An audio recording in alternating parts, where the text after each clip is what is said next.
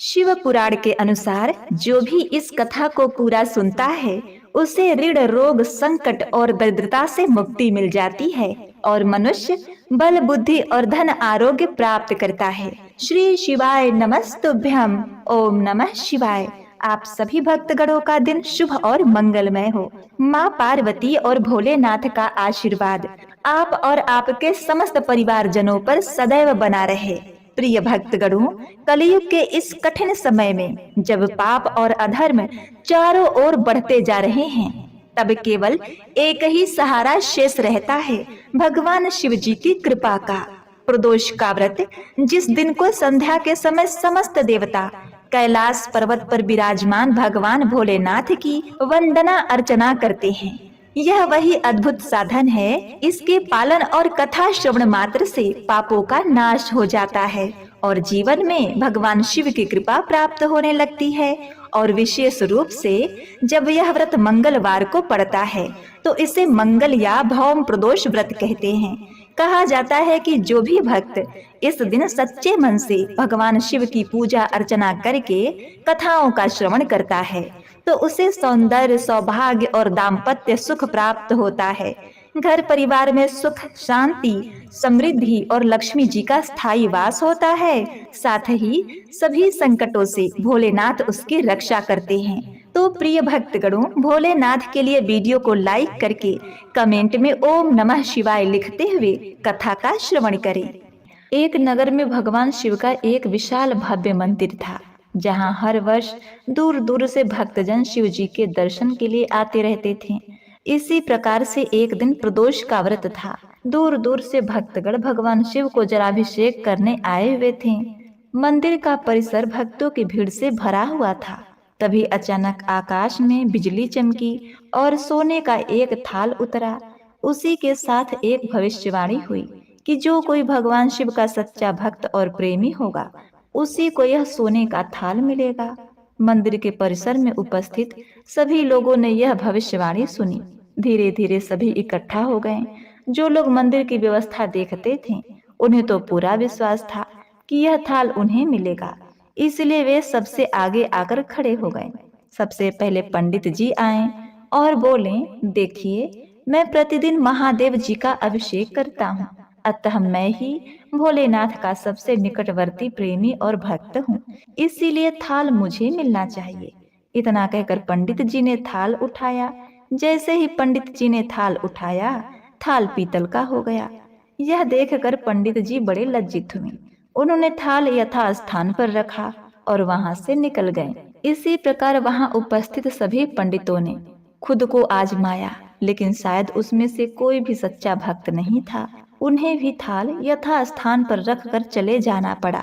इसके बाद उस नगर के राजा का आगमन हुआ। राजा साहब आगे आए और बोले, मैंने महादेव के मंदिर में बड़ी भारी दान दक्षिणा की है, इसीलिए यह थाल मुझे मिलना चाहिए। इतना कहकर राजा आगे बढ़े और थाल उठाया। जैसे ही राजा ने थाल उठाया, थाल तांबे का हो गया। यह देखकर महाराज भी लज्जित हो गए। थाल यथा स्थान पर रखकर एक तरफ खड़े हो गए।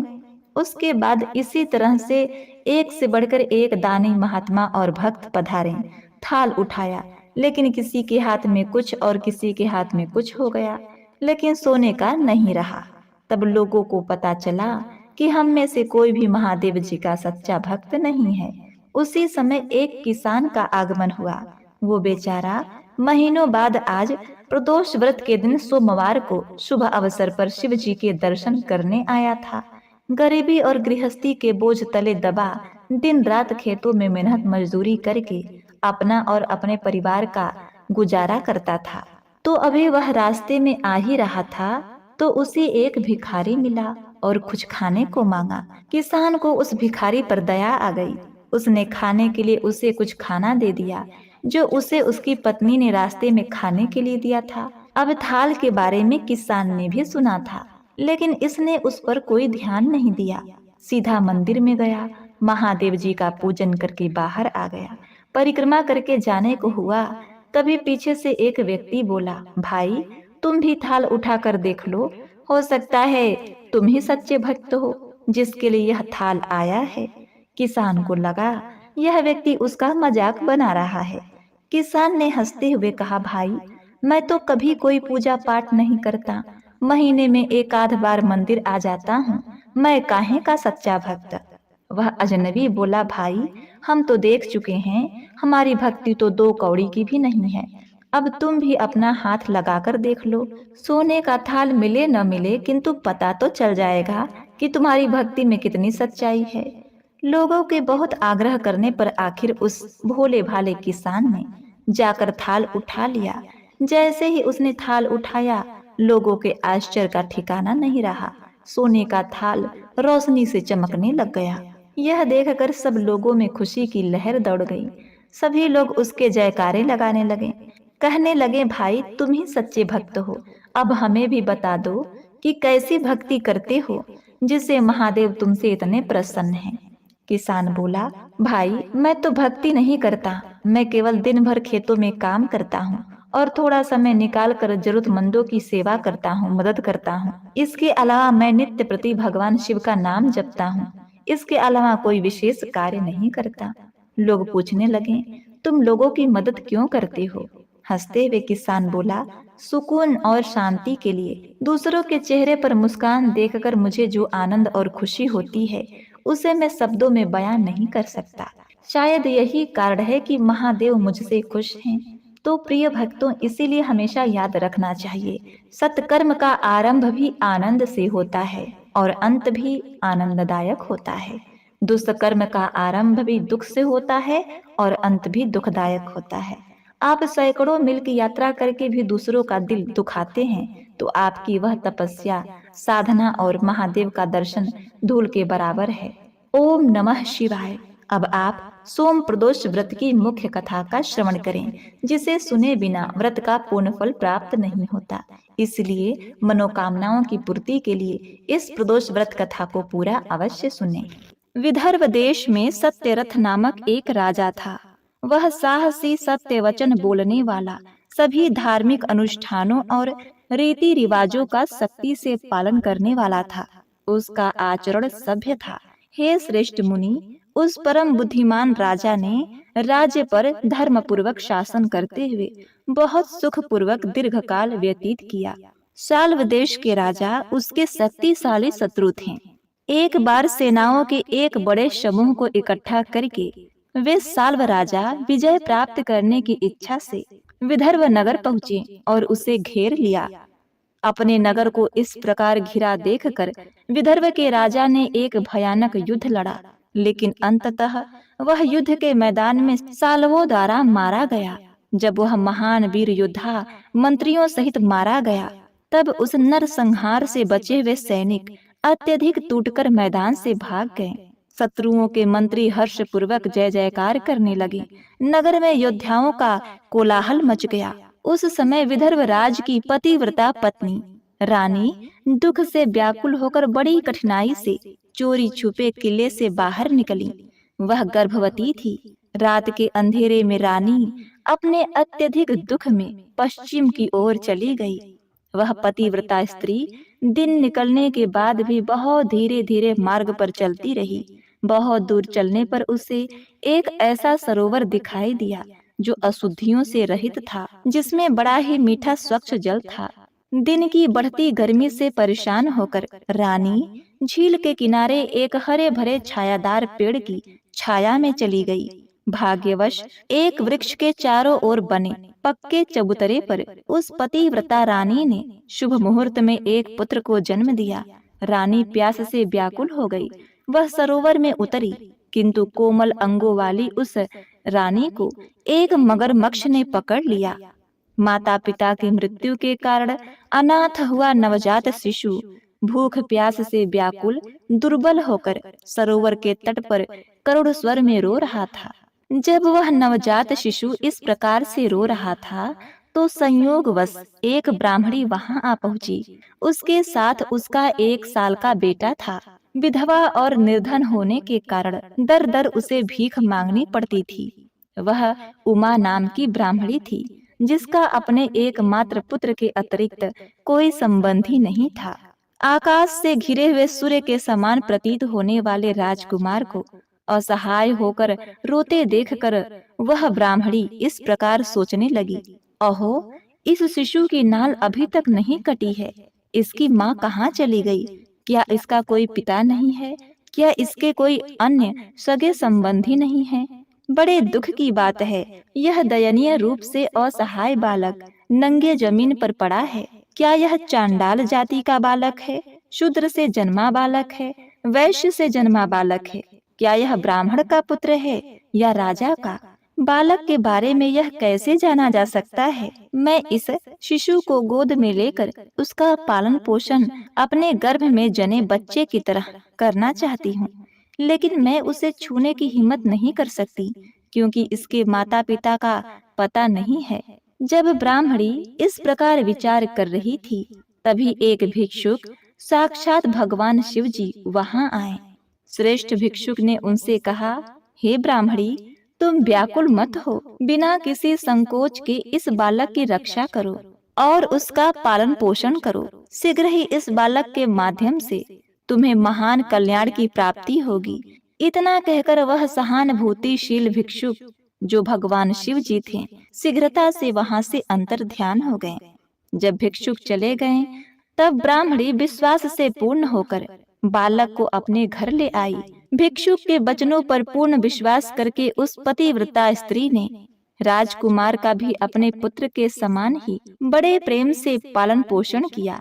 उसने अपने बेटे और राजकुमार को भिक्षा के माध्यम से पाला। वे दूसरों द्वारा उचित सम्मान पाकर बड़े हुए। उचित समय पर उन्हें पवित्र धागा पहनाया गया। लड़कों ने सभी धार्मिक संस्कारों और परंपराओं का सख्ती से पालन किया। वे हर दिन अपनी माँ के साथ भिक्षा के लिए घूमते थे। एक बार अपने बालक के साथ भिक्षाटन करते समय ब्राह्मणी एक मंदिर पर जा पहुंची। मंदिर में वृद्ध ऋषियों की भीड़ थी। बालक को देखकर बुद्धिमान ऋषि शांडिल्य ने कहा, ओह, भाग्य की शक्ति अद्भुत है, कर्म की शक्ति अदम्य है। यह बालक दूसरे बालक की माता पर आश्रित है तथा भिक्षा द्वारा अपना भरण पोषण करता है। इस श्रेष्ठ ब्राह्मणी को अपनी माँ मानकर इसने ब्राह्मण लड़के के साथ ब्राह्मण धर्म अपना लिया है। ऋषि सांडिल्य के ये वचन सुनकर वह ब्राह्मणी भरी सभा में उन्हें प्रणाम करके आश्चर्यचकित होकर बोली, हे ब्राह्मण, यह बालक मैंने एक भिक्षुक के कहने पर अपने घर ले आई थी। यद्यपि मैं आज तक इसके पूर्व जन्म का पता नहीं लगा सकी, फिर भी मैं इसे अपने पुत्र के समान पाल रही हूँ। यह किस कुल में उत्पन्न हुआ? इसकी माता कौन है? इसका पिता कौन है? हे ज्ञान चक्षु युक्त, आपसे मैं सब कुछ जानना चाहती हूँ। आगे ब्रह्मा जी नारद जी से कहते हैं, हे नारद, ब्राह्मणी के इस प्रकार पूछने पर दिव्य दृष्टि से संपन्न उस ऋषि ने उसे अपने जन्म और प्रारंभिक जीवन का विवरण सुनाया। उसने विस्तार से बताया कि वह विदर्भ के राजा का पुत्र था और उसके पिता युद्ध में मारे गए थे तथा माता को मगरमच्छ उठाकर ले गया। आश्चर्य और जिज्ञासा से भरी उस स्त्री ने पुनः ऋषि से पूछा, युद्ध में राजा की मृत्यु कैसे हुई, जिससे उसे सभी सांसारिक सुखों का परित्याग करना पड़ा? हे महर्षि, उस बालक को दरिद्रता का सामना कैसे करना पड़ा? वह अपने माता से कैसे बिछड़ गया? वह अपने दरिद्रता से कैसे छुटकारा पाएगा और अपना राज्य कैसे प्राप्त करेगा? अब आप मुझे इस बालक तथा मेरे पुत्र की दरिद्रता दूर करने का उपाय बताइए, जो अब भिक्षा से प्राप्त धन से अपना भरण पोषण करते हैं। शांडिल्य ऋषि ने कहा, हे ब्राह्मणी, इस बालक के पिता विदर्भ के राजा पूर्व जन्म में पांड्य देश के श्रेष्ठ राजा थे। समस्त धार्मिक अनुष्ठानों में पारंगत संपूर्ण पृथ्वी पर शासन करने वाले राजा ने एक बार प्रदोष के समय शंभु की पूजा की। जब वह तीनों लोकों के स्वामी भगवान की भक्ति पूर्वक पूजा कर रहा था, तब सारे नगर में कोलाहल मच गया। यह तीव्र ध्वनि सुनकर राजा को संदेह हुआ कि उसके नगर में कोई विद्रोही आ गया है। इसीलिए उसने पूजा रोक दी और महल से बाहर चला गया। इसी बीच उसके पराक्रमी मंत्री ने शत्रु के रूप में उस पर आक्रमण करने वाले जमींदार को पकड़ लिया और राजा के पास पहुँचे। अपने शत्रु अभिमानी जमींदार को मंत्री द्वारा अपने पास लाए जाने पर राजा क्रोधित हो गए। उन्होंने उसका सिर काटने के लिए कहा। इसके अलावा राजा ने शिव की पूजा बीच में ही रोक दी थी। बिना औपचारिक रूप से अपने नित्य कर्मों को पूरा किए ही रात्रि में भोजन ग्रहण कर लिया था। उसके पुत्र ने भी अपने अहंकार की पराकाष्ठा में यह सोचकर कि वह भी ऐसा ही कर रहा है, वही गलती की। उसके पुत्र ने भी प्रदोष का व्रत खंडित किया था। प्रदोष के समय शिव की पूजा किए बिना उसने भोजन ग्रहण कर लिया और सो गया। अगले जन्म में वह राजा विदर्भ का शासक बना। शिव की भक्ति में व्यवधान उत्पन्न होने के कारण सांसारिक सुख भोगते हुए भी उसके शत्रुओं ने उसे मार डाला। पूर्व जन्म में उसका पुत्र ही इस जन्म में उसका पुत्र बना। शिव पूजा में विधि विधान के उल्लंघन के कारण उसे दरिद्रता का सामना करना पड़ा। पूर्व जन्म में उसकी माता ने अपनी सौतन को धोखे से मार डाला था। उस महापाप के कारण वर्तमान जन्म में उसे मगरमच्छ ने पकड़ लिया। यह उस व्यक्ति के कर्मों का विवरण है जो तुम्हें बताए गए हैं। शिव की पूजा न करने वाले पापी मनुष्य दरिद्रता को प्राप्त होते हैं। मैं सत्य बोल रहा हूँ। मैं वही बोल रहा हूँ जो परलोक में कल्याणकारी है। मैं सभी उपनिषदों का सार बोल रहा हूँ। सांसारिक जीवन की उथल पुथल वास्तव में तुच्छ है। जो लोग प्रदोष के समय गिरिराज की पूजा नहीं करते, जो अन्य लोगों द्वारा पूजित शिव को प्रणाम नहीं करते, जो मोहग्रस्त लोग इस कथा को अपने कानों से नहीं सुनते, वे सभी जन्मों में अत्यंत दरिद्र होते हैं। जो मनुष्य प्रदोष के समय भगवान के चरण कमलों की पूजा पूर्ण एकाग्र मन से करते हैं, उसके धन, अन्न, स्त्री, संतान, सौभाग्य और संपत्ति की इस लोक में ही वृद्धि होती है। त्रिशूलधारी भगवान कैलाश पर्वत पर अपने निवास में तीनों लोकों की माता गौरी को रत्न जड़ित स्वर्ण सिंहासन पर बिठाकर प्रदोष के समय नृत्य करने की इच्छा करते हैं। तब सभी देवता उनके पास आते हैं और उनकी स्तुति करती हैं। बीड़ा की देवी बीड़ा बजाती हैं। देवों के स्वामी इंद्र बांसुरी बजाते हैं। कमलवत ब्रह्मा झांझ बजाते हैं। देवी लक्ष्मी संगीत की प्रक्रिया दिखाती हैं। विष्णु मृदंग बजाते हैं। देवता चारों ओर खड़े होकर उनकी सेवा करते हैं। इस प्रकार प्रदोष के समय सभी लोग भगवान शिव की सेवा करते हैं। जब प्रदोष का समय आता है तब गंधर्व, यक्ष, पक्षी, सर्प, गिद्ध, विद्याधर, अमर, देवी देवता के समूह तथा तीनों लोक में रहने वाले अन्य प्राणी, जिसमें भूत प्रेत भी शामिल है, गंगा के तट पर निवास करते हैं। अतः प्रदोष के समय केवल शिव जी की ही पूजा करनी चाहिए, अन्य विष्णु, ब्रह्मा आदि की नहीं। यदि महेश की विधि पूर्वक पूजा की जाए तो सभी देवगण प्रसन्न हो जाते हैं। हे नारद, अब सांडिल ऋषि ने उस ब्राह्मणी से कहा, हे ब्राह्मणी सुनो, तुम्हारा यह पुत्र पूर्व जन्म में एक श्रेष्ठ ब्राह्मण था, किंतु उसने अपना जीवन धन उपहार स्वीकार करने में बिता दिया, यज्ञ तथा अन्य श्रेष्ठ अनुष्ठान नहीं किए। हे सुंदरी ब्राह्मणी, इसीलिए उसे दरिद्रता का सामना करना पड़ा। इस दोष को दूर करने के लिए उसे शंकर की शरण लेनी चाहिए। ब्राह्मणी ने कहा, हे महाशय, आज आपके दर्शन मात्र से ही मैं तृप्त और धन्य हो गई हूँ। ये दोनों बालक आपकी शरण में आए हैं। यह मेरा पुत्र है जिसका नाम शुचिव्रत है। यह वही राजकुमार है जिसका नाम मैंने धर्मगुप्त रखा है। हे पवित्र महोदय, मैं और ये दोनों आपके चरणों के सेवक हैं। हमको बचाइए, जो दरिद्रता के भयंकर सागर में घिर गए हैं। जब ब्राह्मणी ने इस प्रकार उनकी शरण ली तो ऋषि ने अमृतमय मधुर वचनों से उसे सांत्वना दी। तत्पश्चात ऋषि ने शिव को प्रणाम करने के लिए विशिष्ट मंत्र बताए। तब ऋषि और ब्राह्मणी द्वारा शिक्षा प्राप्त बालकों ने प्रणाम करके उनसे विदा ली और वे शिव मंदिर में चले गए।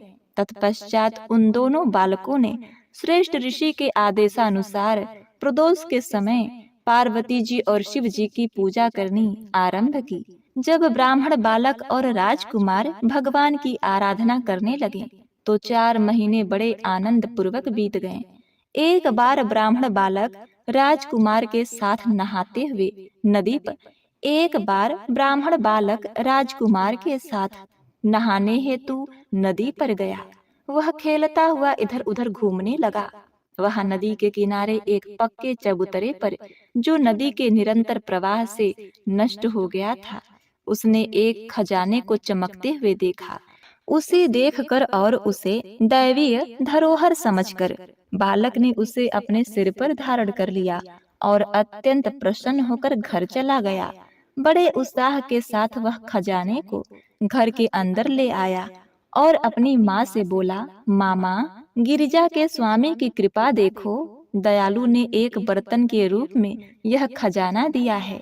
उस पतिव्रता स्त्री ने आश्चर्यचकित होकर राजकुमार को बुलाया, शिव पूजा की महिमा बताते हुए कहा, इस खजाने को तुम दोनों बराबर बराबर बांट लो, यही मेरा आदेश है। अपनी माता की ये वचन सुनकर ब्राह्मण बालक प्रसन्न हुआ, किंतु शंकर की पूजा में विश्वास करने वाले राजकुमार ने इस प्रकार कहा, हे माता, यह आपके पुत्र को उसके अपने पुण्य से प्राप्त हुआ है। मैं इसमें भाग नहीं लेना चाहता। जो कुछ उसने अपने पुण्य से प्राप्त किया है, उसे वह ही भोगने दो। फिर वे उसी घर में बड़ी प्रसन्नता के साथ भगवान शिव की पूजा करते रहे। इस प्रकार एक वर्ष बीत गया। एक बार जब बसंत ऋतु आई तो राजकुमार ब्राह्मण बालक के साथ वन में खेलने के लिए गया हुआ था। वे जंगल में बहुत दूर चले गए। उन दोनों ने वहां सैकड़ों गंधर्व कन्याओं को किडरा करते देखा। उन सुंदरी युवतियों को दूर से खेलती हुई देखकर ब्राह्मण बालक ने राजकुमार से कहा कि हे राजकुमार, हमें स्त्रियों के आसक्त नहीं होना चाहिए। इसके आगे तुम्हें नहीं जाना चाहिए। वहाँ कुछ स्त्रियां किडरा कर रही हैं। अशुद्धियों से रहित हृदय वाले विद्वान को, ब्रह्मचारी को स्त्रियों के समीप जाने तथा उससे वार्तालाप करने से बचना चाहिए। ऐसा कहकर वह ब्राह्मण बालक लौटकर दूर खड़ा हो गया। लेकिन राजकुमार को उत्सुकता थी और वह निडर होकर खेल के मैदान की ओर बढ़ गया। उन गंधर्व कन्याओं में से एक सुंदर मुख वाली कन्या थी। राजकुमार को अपनी ओर आते देखकर उसने इस प्रकार सोचा, कितना अद्भुत यह सुंदर अंगों वाला युवक है। ऐसा सोचते हुए और अधिक आश्चर्य से दूर से राजकुमार को देखकर वह अपनी सखियों की ओर मुड़ी और ये शब्द कहने लगी, हे प्रिय सखियों, इस स्थान से कुछ दूर पर एक उत्तम वन है, जिसमें चंपक, अशोक और बहुत सुंदर सुंदर वृक्ष लगे हुए हैं। तुम सब लोग उस वन में जाओ और पुष्प इकट्ठा करो। मैं तुम्हारे लौटने तक यही तुम्हारी प्रतीक्षा करूंगी। ऐसा आदेश पाकर सखियां दूसरे वन की ओर चली गईं। राजकुमार पर दृष्टि गड़ाए हुए वह गंधर्व कन्या वहीं प्रतीक्षा करती हुई खड़ी रही। उस कोमल अंगों वाली कन्या को अपनी युवावस्था में सुंदर रूप में तिलोत्तमा से भी अधिक सुंदरता से परिपूर्ण देखकर राजकुमार ने कौतूहल पूर्वक उसकी ओर देखा। भाग्यवश उसे उससे प्रेम हो गया। जैसे ही राजकुमार आया, गंधर्व कन्या तुरंत उठ खड़ी हुई और उसे कोमल पत्तियों के आसन पर बिठाया। जब वह बैठ गया तो वह उससे पूछने लगी, आप कौन हैं? आप किस देश से आए हैं? आप किसके पुत्र हैं? इस प्रकार प्रेम पूर्वक पूछने पर उसने उसे सारी बात बता दी। उसने अपनी पहचान विदर्भ के राजा के पुत्र के रूप में बताई, जो माता पिता दोनों की मृत्यु के कारण अनाथ हो गया था। उसने बताया कि उसके मूल क्षेत्र पर शत्रुओं ने कब्जा कर लिया है और उसे दूसरे राज्य में रहने के लिए मजबूर कर दिया है। सारी बातें बताकर राजकुमार ने उससे पूछा, हे सुंदरी, तुम कौन हो? तुम्हारे यहाँ आने का क्या उद्देश्य है?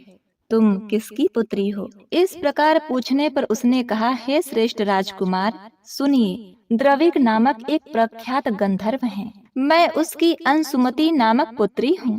आपको आते देखकर मुझे आपसे बात करने की तीव्र इच्छा हुई। इस प्रकार बड़े प्रेम से बात करके उस गंधर्व कन्या ने उसे अपने वक्षस्थल पर सुशोभित एक मोतियों का हार भेंट दिया। जब वह अत्यंत प्रसन्नता से भरी हुई वहां से खड़ी हुई तब प्रेम में पागल राजकुमार ने उससे वह अद्भुत हार ले लिया और उससे कहा, हे राजकुमारी, तुमने जो कहा वह सच है, फिर भी मुझे कुछ कहना है। मैं एक गरीब हूँ जो अपने राज्य से वंचित हूँ। तुम मेरी प्रियतमा कैसी हो सकती हो? तुम एक राजकुमारी हो जिसका पालन पोषण करने वाला एक बड़ा ही धनवान पिता है। तुम उसकी आज्ञा का उल्लंघन कैसे कर सकती हो? अपने पिता के मर्जी के बिना यह काम करना तुम्हें शोभा नहीं देता। राजकुमार के ये शब्द सुनकर उस कन्या ने शुद्ध मुस्कान के साथ कहा, मैं अपने पिता से बात करके ही आपसे विवाह करूंगी। राजकुमार से यह कहकर सुंदरी अपने सखियों के साथ चली गई। राजकुमार भी वहां से वापस चला गया और अगले दिन ब्राह्मण बालक के साथ वन को चला गया। उसके द्वारा पहले बताए गए स्थान पर पहुंचकर राजकुमार ने गंधर्वराज को अपने पुत्री के साथ देखा। गंधर्वराज ने बालकों का हार्दिक स्वागत किया और उन्हें सुंदर आसन पर बिठाया। फिर वे राजकुमार से बोले, हे श्रेष्ठ राजा के पुत्र, कल मैं कैलाश गया था। वहां मैंने पार्वती जी के साथ भगवान महादेव को देखा। देवों के देव महादेव ने मुझे बुलाकर कहा कि पृथ्वी पर धर्मगुप्त नामक एक राजकुमार है। वह दरिद्र है, उसे उसके राज्य से निकाल दिया गया है। उसके राज्य पर उसके शत्रुओं ने कब्जा कर लिया है। अपने गुरु के कहने पर वह बालक सदैव मेरी आराधना में लीन रहता है। उसी के तेज से उसके सभी पूर्वज आज मुझे प्राप्त हुए हैं। हे श्रेष्ठ गंधर्व, तुम उसकी सहायता करो। उसके शत्रुओं को मारकर उसे पुनः उसके राज्य में स्थापित करो। महेश की इस प्रकार आज्ञा पाकर मैं अपने महल में लौट आया हूँ। मेरी पुत्री ने भी मुझसे बार बार अनुरोध किया है। यह सब बातें दयालु शंभु की इच्छा और आज्ञा से ही है। यह समझकर मैं अपनी पुत्री को लेकर इस वन में आया हूँ। अब मैं अपनी पुत्री अंशुमति तुम्हें दे रहा हूँ। तुम्हारे शत्रुओं का वध करके शिव जी की आज्ञा से मैं तुम्हें तुम्हारे ही राज्य में स्थापित करूंगा। तुम मेरी इस पुत्री के साथ उस नगर में सभी सुख भोगते हुए 10,000 वर्ष के अंत में तुम शिव के धाम जाओगे। वहां भी मेरी पुत्री इसी दिव्य शरीर के साथ शिव जी की उपस्थिति में तुम्हारे साथ पुनः आएगी। राजकुमार को इसी प्रकार संबोधित करके गंधर्वराज ने अपनी पुत्री का विवाह उसके साथ कर दिया। उसने बहुत से चमकते हुए रत्न, चंद्रमा के समान एक शिखामणि, चमकते हुए मोतियों की माला, दिव्य आभूषण और वस्त्र, सोने के बर्तन, 10,000 हाथी और 1,00,000 नीले घोड़े उपहार में दिए। उसने उसे हजारों सोने से बने हुए विशाल रथ दिए। एक दिव्य रथ भी दिया और एक धनुष भी दिया जो इंद्र के अस्त्र के समान था। उसने उसे हजारों चमत्कारी हथियार, बाड़ों से भरपूर 2 तरकश, एक अटूट स्वर्ण ढाल और दुश्मनों को तबाह करने वाली एक शक्ति भाला दी। अपनी पुत्री की सेवा के लिए उसने सहर्ष 5,000 दासियां तथा अनेक प्रकार की संपत्तियां दी। उसकी सहायता के लिए गंधर्वराज ने उसे चारों वर्णों से युक्त एक विशाल गंधर्व सेना दी। इस प्रकार सुप्रतिष्ठित राजा के पुत्र ने उत्तम यश प्राप्त किया। वह अपने प्रियतमा पत्नी के साथ धन संपत्ति से आनंदित हुआ। उचित समय पर अपनी पुत्री का विवाह संपन्न करके गंधर्वराज हवाई रथ पर सवार होकर स्वर्ग चले गए। विवाह के पश्चात धर्मगुप्त गंधर्व सेना के साथ पुनः अपने नगर में आया और शत्रु सेना का संहार किया। युद्ध में शक्ति के द्वारा तथा गंधर्व सेना की सहायता से उसने शत्रुओं की सेनाओं का नाश करके अपने नगर में प्रवेश किया। तत्पश्चात मंत्रियों और श्रेष्ठ ब्राह्मणों ने उसका राज्याभिषेक किया और रत्न जड़ित सिंहासन पर बैठाकर उसने शत्रुओं से रहित राज्य पर शासन किया। जिस ब्राह्मणी ने उसे अपने पुत्र की तरह पाला था, वह उसकी राजमाता बनी और ब्राह्मण बालक उसका भाई बना रहा। उसकी पत्नी गंधर्व की पुत्री थी। इस प्रकार विदर्भ के राजा ने भगवान भोलेनाथ को प्रसन्न किया और धर्मगुप्त नाम से राजा बने। इसी प्रकार अन्य लोग भी प्रदोष के समय पर्वत पुत्री के स्वामी की पूजा करके इच्छित वस्तुएं प्राप्त करते हैं तथा मृत्यु के पश्चात मोक्ष प्राप्त करते हैं। ब्रह्मा जी ने कहा, प्रदोष के समय शंकर भगवान की पूजा करना भक्ति का महान पुण्य कार्य है।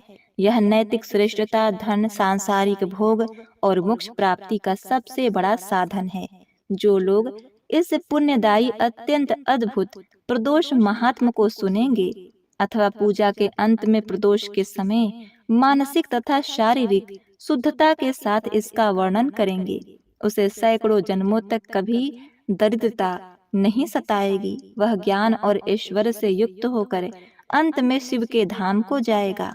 जो लोग इस दुर्लभ मानव शरीर को प्राप्त करके परमेश्वर के चरणों की पूजा करते हैं, वे सचमुच धन्य हैं। उन्होंने अपने पुण्य से तीनों लोकों पर विजय प्राप्त कर ली है।